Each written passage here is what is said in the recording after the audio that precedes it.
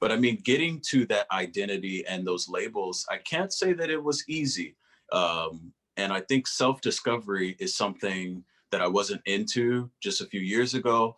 I think the loss of my dad and my brother triggered that need to discover who I am and what my legacy wanted to be. But I'll take you back just to childhood. And I like to describe it as, for me, it felt like two different puberties that hit. So like I was about 12 years old, I had that initial puberty. I remember being on the play yard and, with boys and girls. And then all of a sudden there was a second awareness that kind of grew. And in my mind, I was raised very Christian, Black Christian. And I know a lot of people who come on your show, I've heard guests before who've had these very open and progressive backgrounds, and their parents just teach them everything about sex. Yeah. And I didn't, mine was not like that. Just like yours. I know yours. We don't even know what that was. I know, exactly. And so I was in that. And so in my mind and what I had access to, I was like, oh, so this is what it must mean to be a gay person. So you have this same sex attraction, but you're 12 and 13. And I'm like, okay, in my mind, I'm like, but theoretically, if someone's gay, then they're not attracted to women. And if these women, and if these guys are supposed to be straight, they don't really have these attraction to little boys. And so I went through my whole teenage trying to figure out what the hell is this? And I mean, I didn't hear the word bisexual until 19. So I went through a very dark period of being a little bit suicidal. There was a lot of things going on. So there was anxiety in college, test prep, but just this whole identity, like, come on, you guys, these straight dudes, you have to, like, you don't think this dude is like, you can't see that.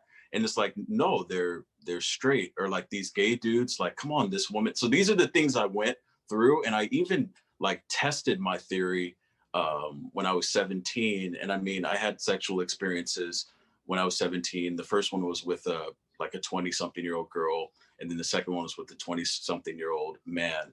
And both of those were unfavorable too, like those experiences themselves.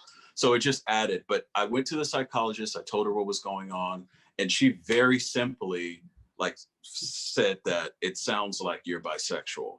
And so when I heard her say that, I felt a sense of relief because it almost, and how she described it, it was what I was feeling. But just to show you how naive I was, I began telling my friends, I was like, I found out what I am. Light bulb moment.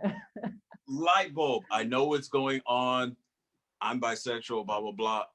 And that's when I got introduced to just the stigma surrounding that. So for me, it was a aha light bulb moment. And I remember just clear, like I remember my friend, it clicked that he had a bisexual girlfriend. So I figured I would tell him like, hey, maybe you would be able to get it. But I remember his first thing, I was 19. He was like, oh, guys can't be bisexual.